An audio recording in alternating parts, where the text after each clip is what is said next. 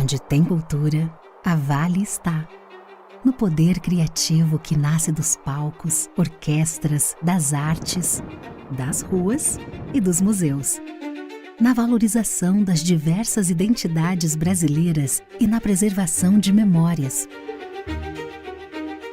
É valorizando a cultura que crescemos e evoluímos juntos.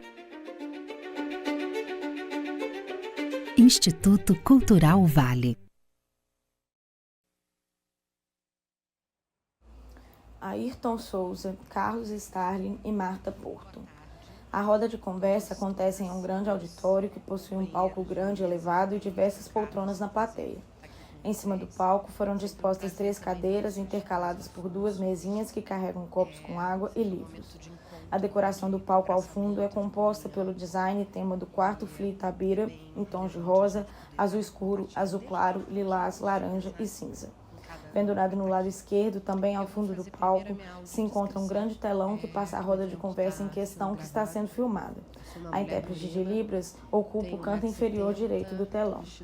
Da esquerda para a direita, a primeira pessoa sentada é Marta Porto, uma mulher branca de cabelos castanhos lisos, cujo comprimento lhe passa os ombros. Ela traja vestido preto. A segunda pessoa sentada é Ayrton Souza, um homem negro de cabelos castanhos escuros, curtos, rente à cabeça. Usa barba de mesmo tom. Ele traja blusa de mangas compridas azul escuro e calça preta. Leva no pescoço o crachá dos participantes do evento. A terceira e última pessoa sentada é Carlos Starling, um homem branco que possui cabelos grisalhos apenas nas laterais da cabeça. Ele traja camisa polo azul marinho e calça preta. No canto inferior direito do vídeo em questão está do início ao fim as intérpretes de Libras, mulheres diferentes que trajam blusa preta. Elas traduzem simultaneamente tudo o que está sendo falado. De tempos em tempos, a plateia filmada está cheia. No canto superior direito do vídeo em questão, lê-se Quarto Fli Itabira. Tenho o cabelo só na parte ciliar, sabe? E uma testa longa, né? E estou usando uma calça preta, um tênis preto, uma camisa azul e preto. E sou um homem branco. Combinamos na cor. Bom, eu queria começar um pouco a gente tentando traçar o cenário dos últimos livros de vocês, né? Tanto o Outono de Carne, gente, me deu um branco aqui, desculpe. Estranha. Quanto o teu livro de crônicas, que foi lançado durante a pandemia. Estou com ele aqui, O Tempo Sem Tempo. E são 2 livros, eles são interessantes porque eles pegam um aspecto da sociedade brasileira, que é esse aspecto da brutalidade do cenário a qual nós, o povo desse país, fica submetido, especialmente as pessoas mais vulneráveis, que vivem em menos condições. E o Ayrton fala no livro dele sobre o cenário de Serra Pelada, que é um cenário que é muito pouco lido e é muito pouco visto ou falado na literatura, né? E, Dr. Carlos, a questão da pandemia, né? As crônicas, que, ao mesmo tempo que você estava na frente, na luta, na linha de frente, né? Fazendo parte ali do combate à pandemia aqui em Belo Horizonte, em Minas Gerais, estava escrevendo essas crônicas semanalmente no jornal, tentando acolher as pessoas que estavam em casa, nesse sentido de isolamento. E muitas dessas crônicas também abordam esse cenário.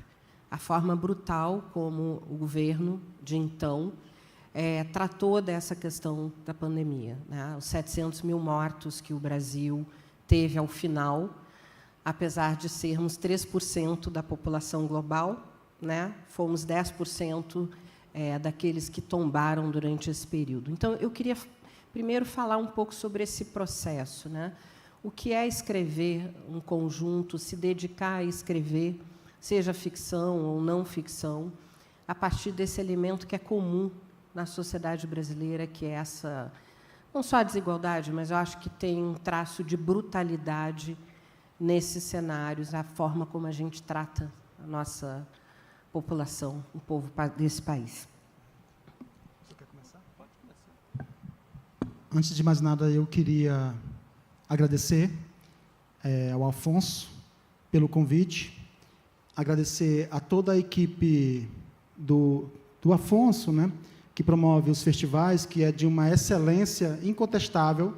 Então, a gente é muito bem recebido e fica até muito mal acostumado com situações desse jeito, porque não é comum, né?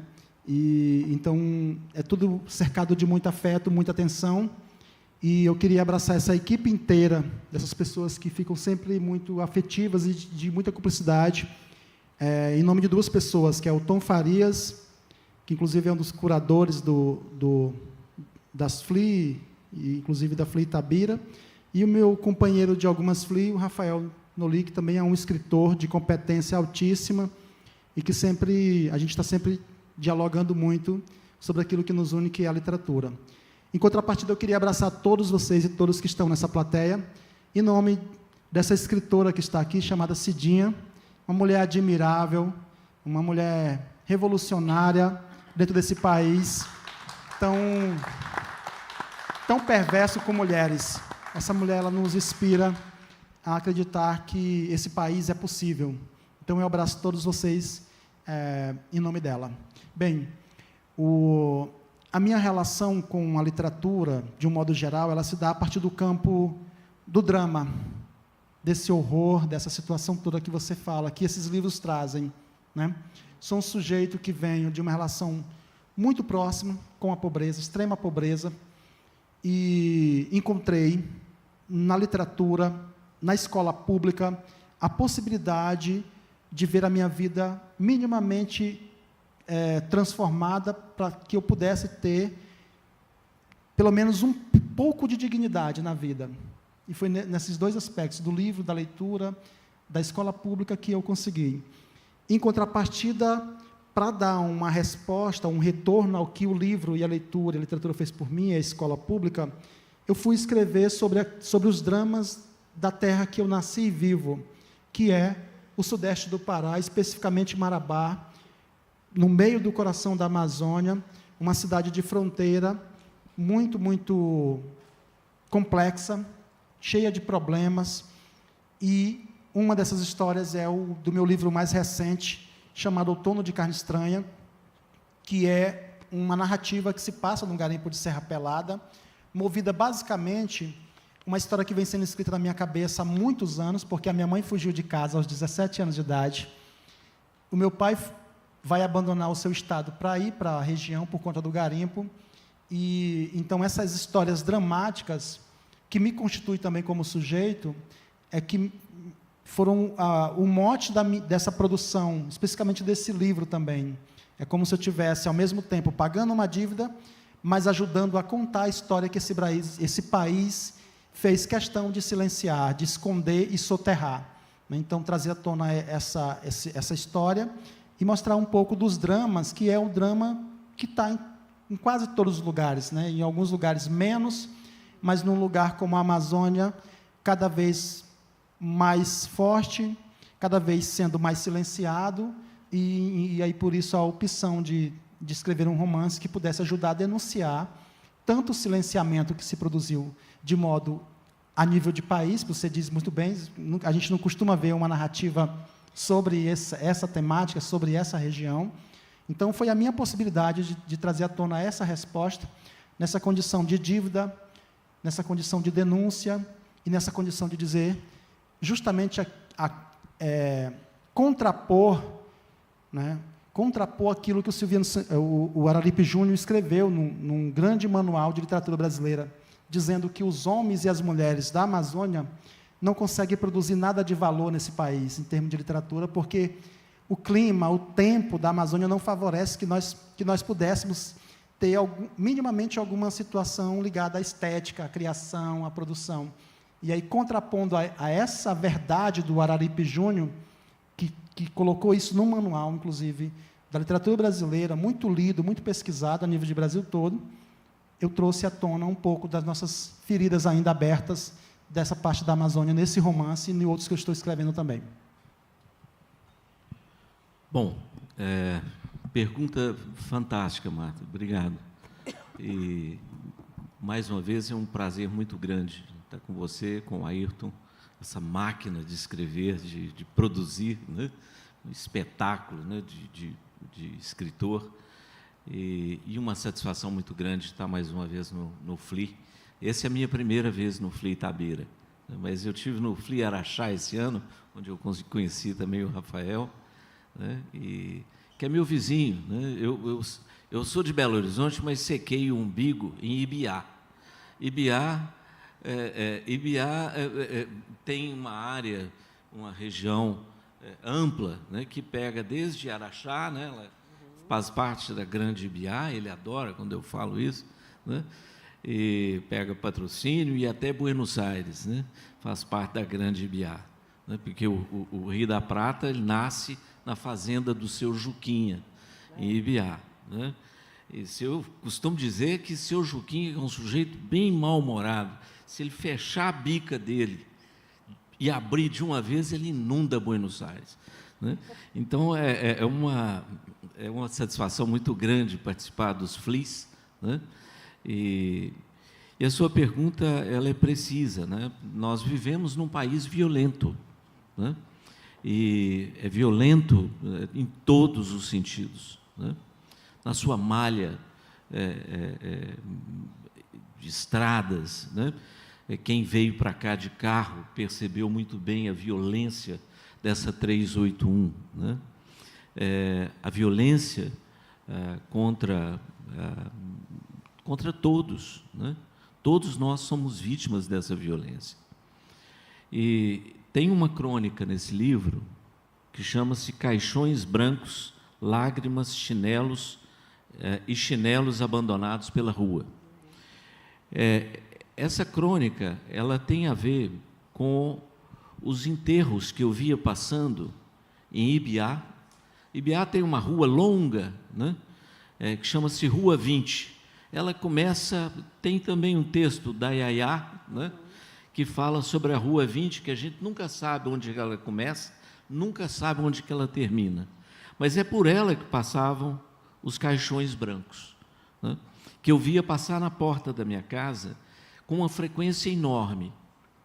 E depois do surgimento das campanhas de vacina, né, de vacinação, que começavam no grupo escolar onde eu estudava, né, o grupo escolar Dom José Gaspar. E esses caixões brancos começaram a sumir, começaram a ficar cada vez mais ralos, né? E a partir da vacinação, né? E na pandemia nós vimos uma das coisas mais violentas que uma população pode sofrer, que é a mentira em relação ao tratamento e abordagem da doença, mentira oficializada, né? Inclusive pelo Conselho Federal de Medicina. Inclusive pelo Conselho Federal de Medicina, que agora, recentemente, né, reelegeu no país inteiro, exceto Pernambuco, exatamente os mesmos que fizeram a política de violência contra a população, né? Então, a epidemia mostrou para a gente, né, o lado mais brutal, né, da ditadura, o lado mais brutal de uma corrente política terrível, né, que está aí, né? Então, nós não somos um país pacífico. Não é pacífico na Amazônia, não é pacífico no Sul, não é pacífico, é um país injusto, extremamente injusto, né, com todos que vivem nesse território. E a pandemia foi um marco para isso, mas nós vivemos uma epidemia sem fim, né? Eu costumo dizer, e recentemente eu escrevi sobre a minha vida epidêmica, né? Então, eu vi os caixões brancos, mortalidade infantil brutal. Depois, a epidemia, só durante a minha formação, né, eu me formei em 1982, a AIDS, né, com preconceito absurdo, né, desnudou, mostrou uma face extremamente agressiva de uma sociedade preconceituosa. Depois dengue, uma epidemia pesada, inclusive esse ano passado nós tivemos a maior epidemia da nossa história, né? O número de casos e óbitos bateu todos os recordes, ou seja, não parou, né? Tivemos H1N1, nós tivemos febre amarela, e nós temos uma epidemia que é de mortalidade por trânsito. Então, nós somos campeões mundiais de morte no trânsito, né? Acho que pau a pau com a China, aliás, com a Índia, né? Ou seja, é um país violento e a brutalidade ela está presente nas epidemias e no dia a dia que nós vivemos, né? Então, a Covid-19 ela mostrou isso. Engraçado que eu tinha a ilusão de que as pessoas, com a epidemia, elas se preocupassem com uma outra, resolvesse um outro problema, que é exatamente a higienização das mãos, né? Nós vivemos uma epidemia dentro dos nossos hospitais, que é a epidemia por não higienizar as mãos. Médicos e enfermeiros lavam as mãos menos de 50% das vezes que deveriam lavar, né? E quando nós pegamos o símbolo mão, você dá a mão para alguém quando você tem confiança nessa pessoa, né? Mão é segurança, né? Simbolicamente. E água é vida. Mão e água significa consciência absoluta do que as pessoas fazem. O que nós não temos, né? Quase ninguém tem consciência absoluta daquilo que está fazendo o tempo todo. E é por isso que não lavam as mãos. Durante a pandemia, nós vimos álcool em gel brotar em tudo quanto é canto. Hoje, o álcool em gel já está virando um objeto raro, alguma coisa rara nos restaurantes, nos locais. Então, nós não aprendemos muito. E é por isso que nós vamos continuar, né, muito provavelmente, vivendo outras epidemias. E a violência continua entre nós. Agora, uma coisa que me chamou muita atenção, Ayrton, no teu livro, que tem esses cenários, e acho que isso perpassa também as crônicas do Carlos Starling, que é a resistência do amor, né? Assim, apesar dos cenários de brutalidade, ontem, na mesa com a Teresa Cárdenas, ela falou muito sobre isso, né? Sobre o cenário difícil que Cuba está vivendo, as condições de empobrecimento acelerada, mas falando muito também dessa questão do afeto, né? Como um lugar que dá a principal figura de imagem para a literatura, e que você traduz isso muito no teu livro, na relação entre o Zuz e o Manel, né? E que perpassa também pelos conflitos do padre Zacarias. Eu acho que o dilema que ele vive no livro também é um dilema da ordem do amor, né?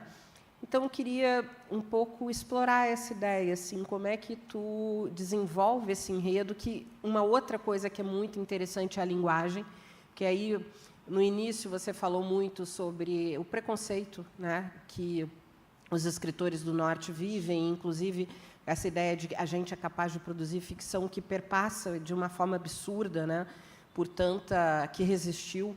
Mas você traz expressões novas, você traz termos novos, você faz uma aposta numa linguagem que expressa muito essa cultura, né? E então eu acho que tem todos esses elementos no Outono de Carne Estranha que são bastante interessantes. E é um livro que está sendo super premiado, que está concorrendo agora, finalista do Prêmio Oceanos, o principal prêmio de língua portuguesa. E, então, assim, que história de amor que é essa, num cenário de Serra Pelada, tão hostil, né, e com o uso de uma linguagem que é uma linguagem que singulariza essa relação de amor de uma forma tão própria.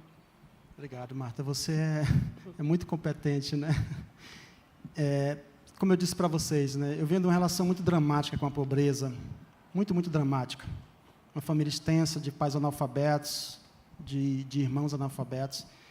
E uma das únicas coisas que resta para gente como eu, que vem da lama, é acreditar na possibilidade do amor, porque você tem quase tudo negado nessa possibilidade.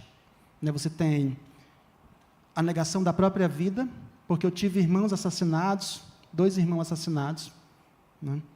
Em assassinatos que você não descobre quem, o motivo, e é tudo muito dramático. Você tem as negações das políticas públicas, a negação desse processo de subjugação, né, de dizerem por nós que nós somos, mas nessa condição de extrema pobreza, uma das únicas coisas que ainda nos mantinha de pé, doutor, era essa condição do amor. Era ainda perceber que mesmo a gente, sendo uma família extremamente pobre, morando de favor numa casa de barro, por 20 anos, dormindo em redes, porque a gente não tinha condição de ter camas, mas ainda assim perceber que a única coisa que ainda nos fazia acreditar que eu estaria aqui hoje, mesmo com meu pai e minha mãe já mortos, que eu estaria aqui agora, vingando essa possibilidade que eles tanto sonharam, por isso que eu fiquei tão emocionado aquela parte da manhã daquele menino, falando da sua mãe, e que privilégio dele, que privilégio daquela mãe, que eu queria que minha mãe estivesse me vendo agora aqui, né? Para ela dizer assim, nós vencemos, nós conseguimos vencer tudo isso.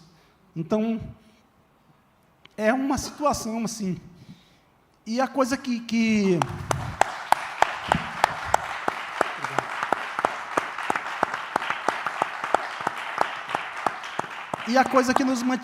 nos manteve de pé esse tempo todo foi o amor. E eu precisava levar isso também para a minha literatura, né? Então, esse caso de amor, ele se dá numa relação de extrema hostilidade durante a ditadura militar, em que o garimpo e a região toda do sudeste do Pará teve uma intervenção muito forte do governo. Inclusive, é uma das regiões mais militarizadas do país, tem vários quartéis de exército, tem vários tipos de polícia, né? Tudo assim muito, muito, muito dramático. E aí eu tinha que contar a história e contar essa história a partir do viés do amor como um processo de resistência ao que estava acontecendo. Então, a história do Zusa, do Manel, é uma resposta exatamente em resistência ao horror. Era isso que eu pensava quando eu escrevi. Eu preciso dizer que houve o horror, houve as torturas, houve os assassinatos.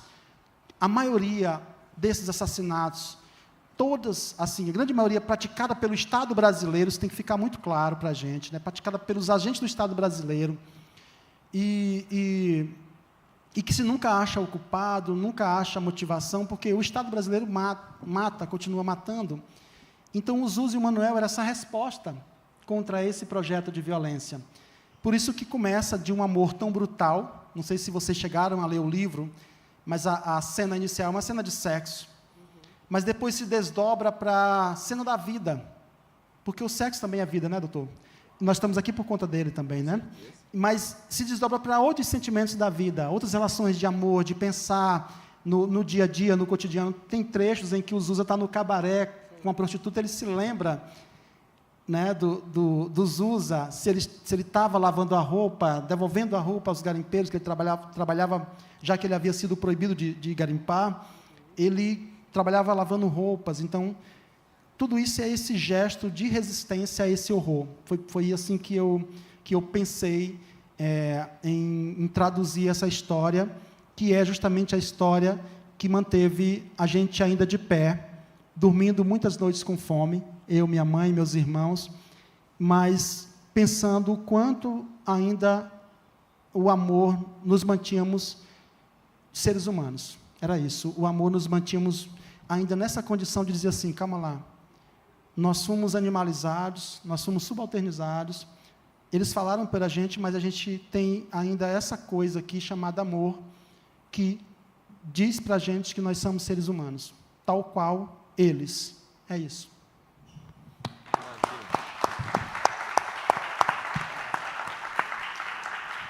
Carlos, o amor também está muito presente nas crônicas, né? Inclusive, tem uma crônica chamada Amor, tem outra chamada Afetos, tem uma chamada Poesia.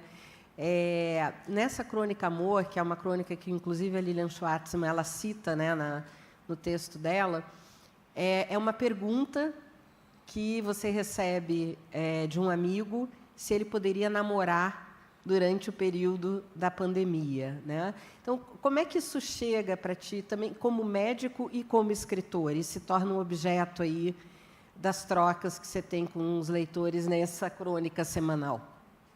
Pois é, essa é muito interessante, né? Eu não vou falar, não vou contar quem é esse amigo, né? Mas todo mundo conhece, né?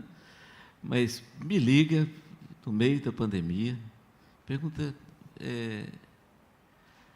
Carlos, a gente pode namorar durante a pandemia? Né?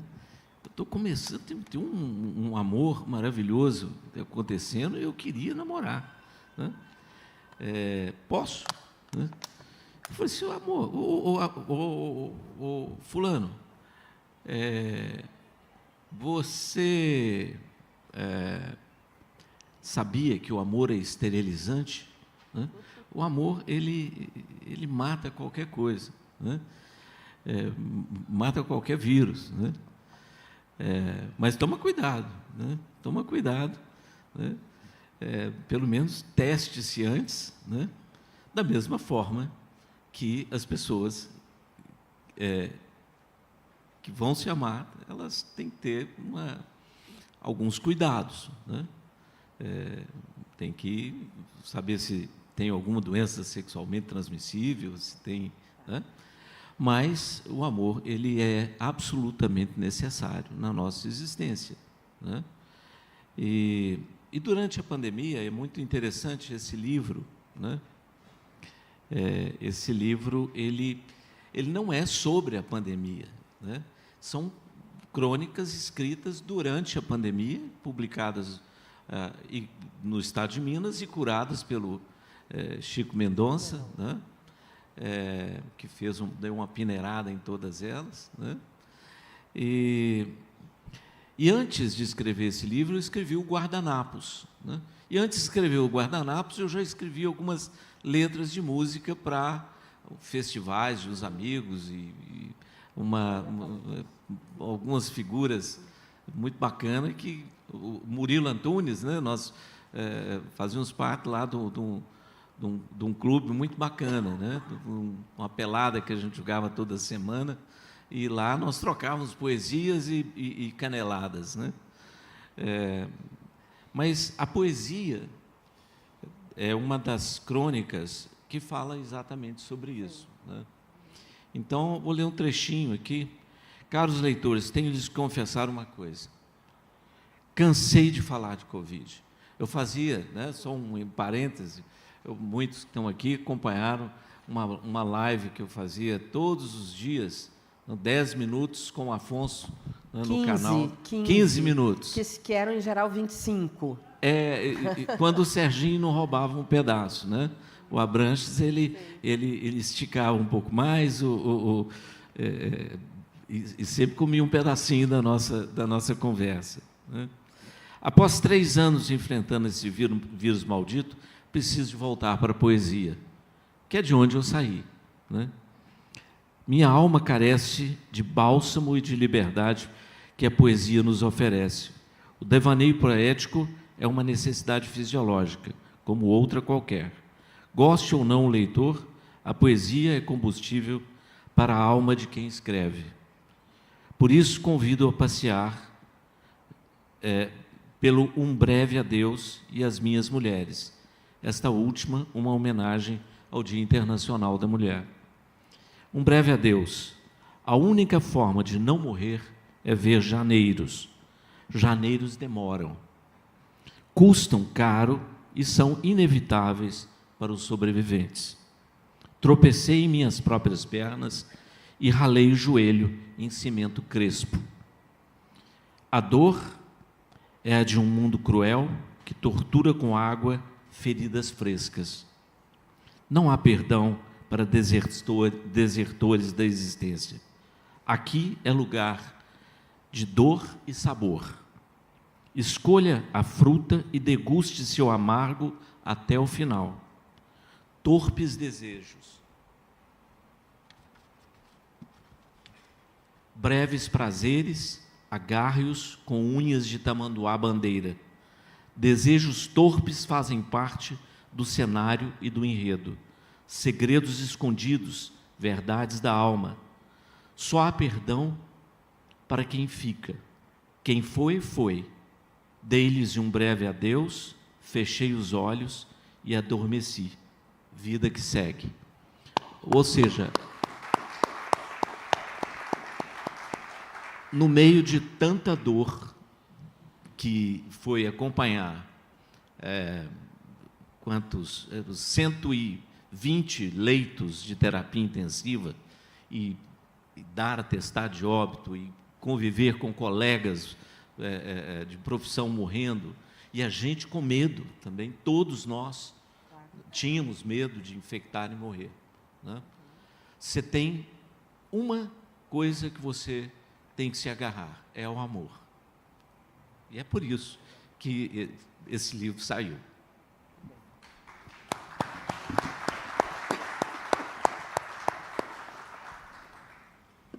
Bom, eu queria sair do amor para o medo. Que o medo ele está presente também. Tem uma crônica que você fala sobre lembra o livro do Galeano, o livro dos abraços, né? Onde ele diz que o sistema fabrica medo. E por que eu quero chegar nesse lugar? Porque é impossível estar com a Ayrton aqui hoje e não falar de todo o processo difícil que o livro dele enfrentou desde que foi lançado, quando ganhou o Prêmio Sesc, né, e todas as polêmicas que surgiram em torno da divulgação do livro, né, da presença na Flip, enfim. E eu queria, na abordagem que o Carlos traz, é uma abordagem que, a mim, pessoalmente, me interessa muito, porque é a principal fonte aí das coisas que a gente vem estudando, que é como que o medo é paralisante numa democracia, né? Como que ele gera desinformação e ele é um ativo para que essa desinformação seja o principal gatilho que vai acabar degenerando em censura e outras tantas coisas que a gente vem vivenciando no mundo. Então, assim, queria que vocês traçassem um pouco isso. Como foi para ti, Ayrton? Como está sendo ainda, né, lançar um livro que tudo levava a crer que seria e é um sucesso, né? Teve vários exemplares e está circulando e a gente vem discutindo o livro. Ao mesmo tempo, paralisou uma aposta que você tinha, né? Que ganhou um prêmio nacional importante, e isso vem tangenciado por uma enorme pressão, que não é uma censura só de conteúdo, é uma censura de linguagem também, no meu entendimento.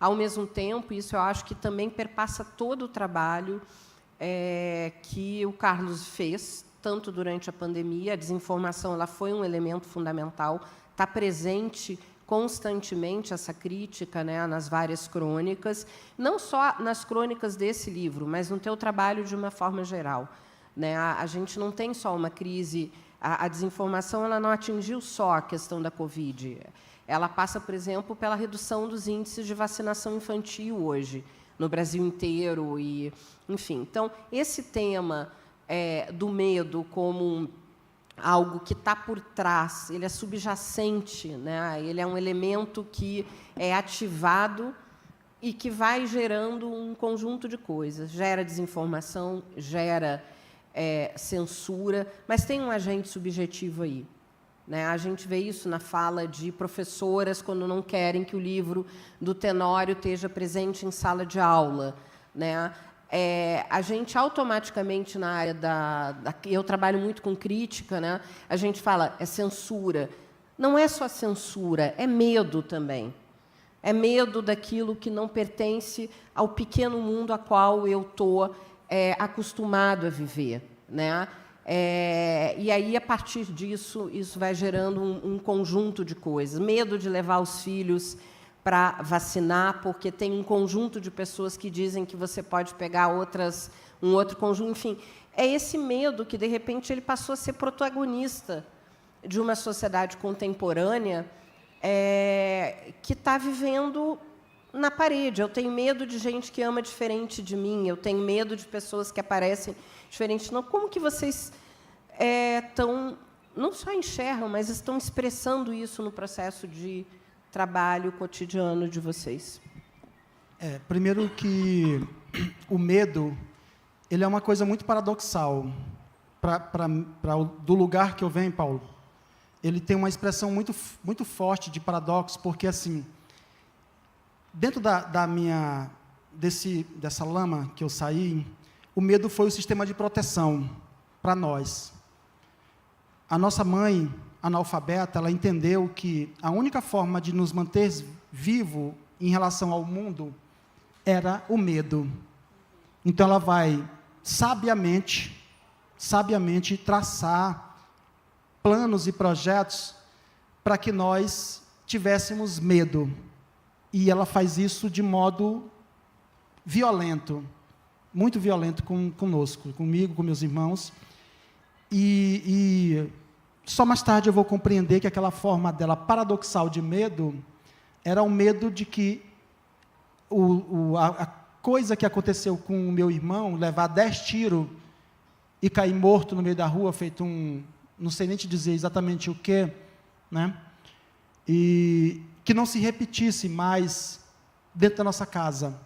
Então, você tem ali um dos nossos, morto, às 6 da tarde, com 10 tiros.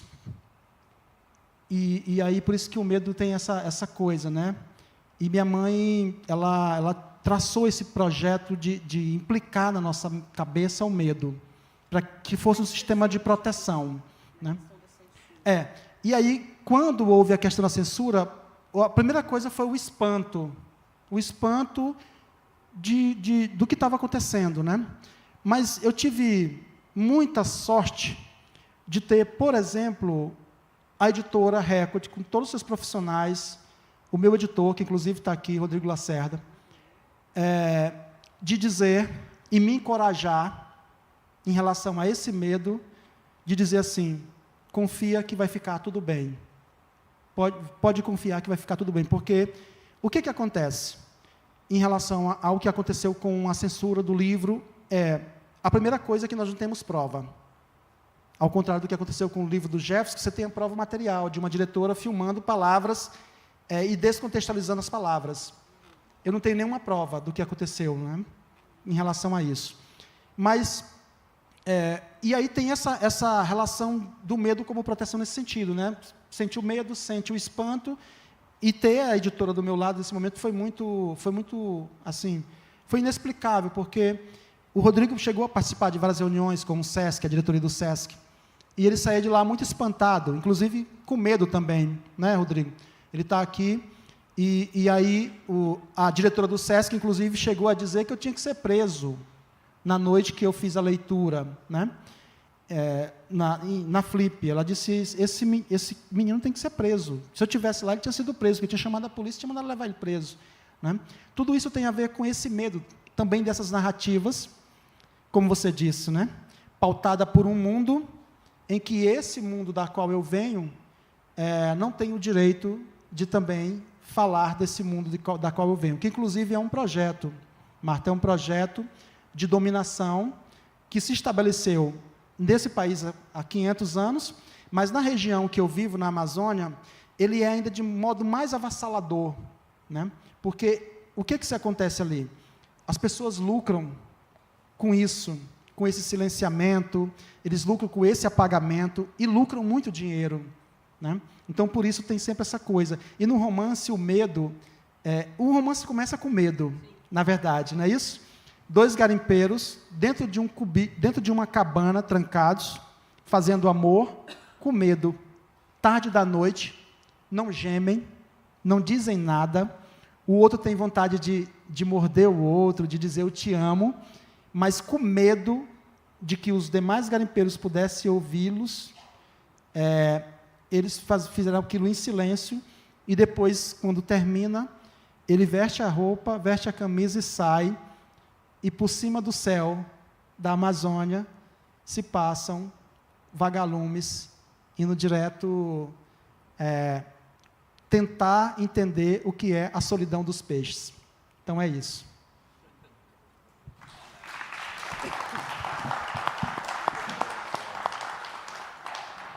Bom, o medo, durante uma pandemia, né, ele passou por todos, né? Todos nós tivemos muito medo. Quem trabalhou na linha de frente, quem dentro da casa de todos nós, né? Tem uma dessas crônicas que a minha irmã, né, que era Neumar, né, Neumar Starling, ela era uma cantora lírica e foi para a Alemanha muito cedo, né, ganhou uma bolsa de estudo para canto lírico, virou cantora de ópera, depois professora de canto lírico, e viveu na Alemanha até novembro de 2019, quando ela voltou, né, com uma disciplina alemã, né? Então tem o fique em casa, ela ficou em casa, né? Ficou em casa ficou tanto em casa que não foi fazer um controle, e um dia chegou para mim e falou: Carlos, eu estou com uma hemorroida que não está melhorando, né? Já era um câncer, depois de 1 ano e meio que ela não fez controle e morreu desse câncer 1 ano depois, né? E eu a chamava de Yaya, né? Então por isso tem essa crônica. Mas um ponto muito interessante foi que um dia ela me ligou e falou assim: Carlos, tem uma barata aqui em casa, né? Uma barata? Uma barata. Mas tem barata para tudo quanto é canto, mas essa barata pode estar contaminada. No pezinho dela pode ter, na patinha dela pode ter Covid. Ela vem do esgoto e no esgoto tem Covid. Vocês estão fazendo um trabalho sobre Covid no esgoto, né? Vocês medem Covid pelo esgoto sanitário, né? Então essa barata pode ter. Eu falei assim: pode ter, mas você está tão sozinha aí que trata essa barata bem, né? Se ela chega perto, você se ameaça ela com o chinelo, né? Mas pelo menos conviva com a barata, né? Porque ela não queria receber ninguém, né? Com medo de pegar. Ela já tinha 83 anos, 82 anos, né? Morrendo de medo de pegar Covid, não tinha vacina nem nada. Então, o medo, ele é uma estratégia de poder. Ele é uma estratégia de poder. E as pessoas tiveram medo porque realmente era alguma coisa terrível, né? Você tem uma doença nova, né, para a qual você não tem vacina, você não tem tratamento e você ainda não conhece todas as formas de transmissão, né? Então isso gera medo mesmo, né? E foi o que manteve, né? Nós tivemos que fazer isso exatamente porque não tinha como lidar com o problema. Nós não tínhamos terapia intensiva suficiente para colocar as pessoas e tratá-las. Então tinha que ter um afastamento social de fato, né? Mas o medo, ele é uma estratégia de poder diferente, né? E você me chamou a atenção de uma crônica que eu escrevi, e foi exatamente essa que você se referiu, que é o medo nosso de cada dia, né?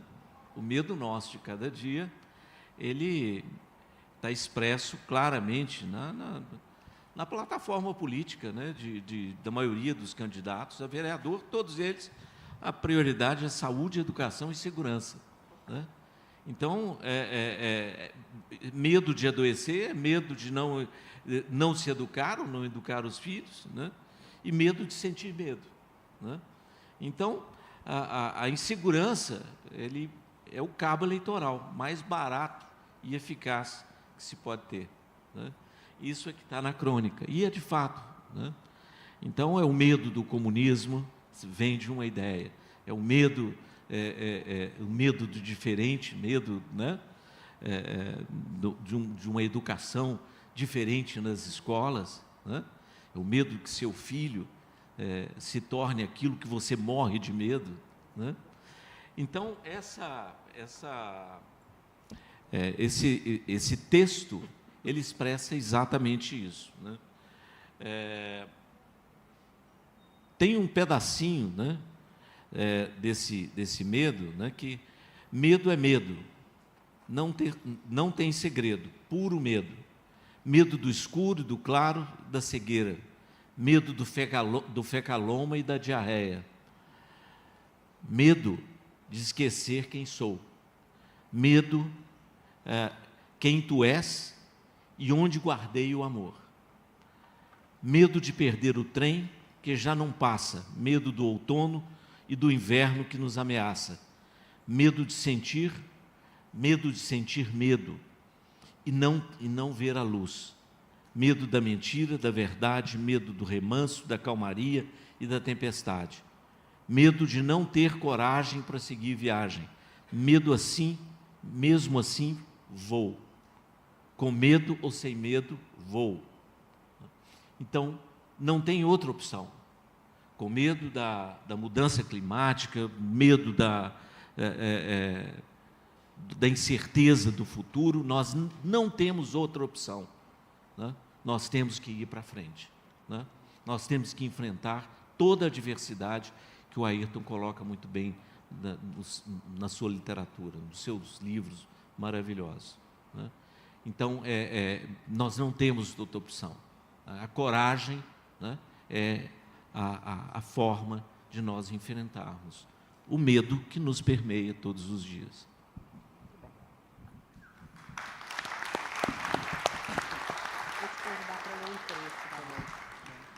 Eu queria convidar o Ayrton também para ler um trecho do livro dele, que é uma preciosidade, é um livro maravilhoso, que tem uma provocação de linguagem muito boa para nós sudestinos. E, Ayrton, a gente tem pouquinho tempo, então, terminar com uma leitura. Mais uma vez eu queria, antes de mais nada, agradecer ao Afonso, a toda a sua equipe maravilhosa, competente, pelo convite de estar aqui. Eu estive há 2 anos atrás com ele, e foi um privilégio assim, conhecê-lo, conhecer todo o trabalho da sua equipe. E toda vez que ele me convida para projetos que ele faz, que são brilhantes, eu fico muito emocionado na minha casa, né? E outro privilégio que eu tive nessa encontro com o Afonso foi de ter uma mulher espetacular me ouvindo, que eu acho que é uma das mulheres mais admiráveis desse país, que nos ensina justamente a não ter medo, né? Que é a nossa ministra Carmen Lúcia.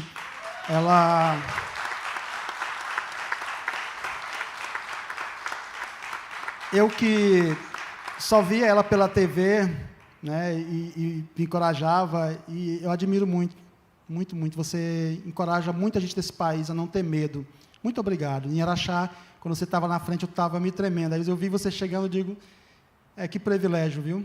Que privilégio nosso. Nesse país tão castigado, ter mulheres como você, nos ajudando a enfrentar muitas barbáries, muitos marechais, né? No romance tem um marechal, e você nos enfrentar esses marechais de peito aberto. Muito obrigado, viu?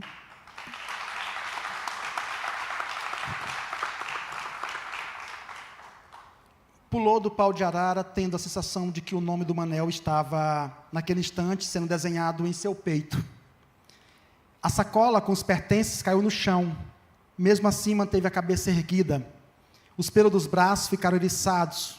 Queria sentir pela última vez o toque dos dedos de seu homem. Contraiu as mãos. Deixou entronizar dentro da boca a saudade que aflorou em suas carnes. Começou a sentir uma ânsia estranha, principalmente porque sabia que a palavra marechal só significava barbárie. Queria ali mesmo ter forças para acordar todos os mortos de Serra Pelada. Acordá-los para apenas falando o mais baixo que pudesse a palavra bamburro. Queria ter a oportunidade de retirar de dentro dos narizes dos garimpeiros que morreram soterrados os pequenos tufos de terra umedecidos. Desolado, Zusa sentiu o peso de mais de 1000 barrancos caírem por cima de sua carne, como se estivesse lembrando de uma só vez a avó e o papel queimando no prato de esmalte para saber da sorte.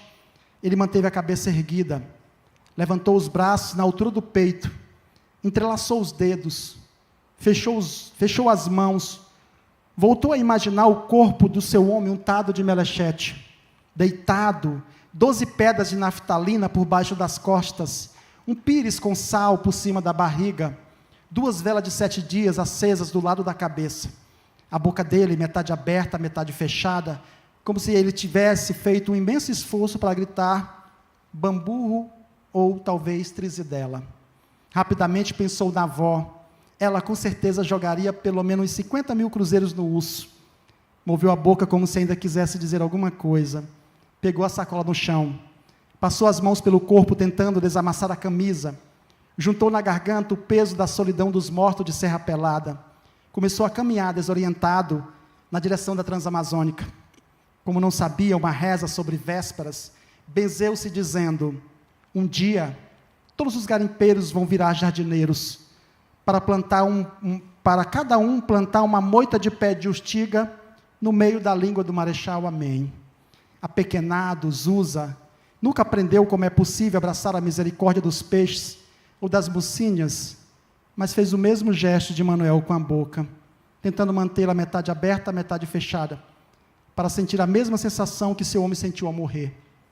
Um transbrasiliano passou em alta velocidade, e às margens da Transamazônica, Zusa ficou coberto de poeira, parou de caminhar, descruzou os dedos, esticou um dos braços, imaginariamente colocou a mão por cima da de seu macho, com a ponta dos dedos acariciou as unhas sujas de Manel e murmurou: até que a minha morte nos separe.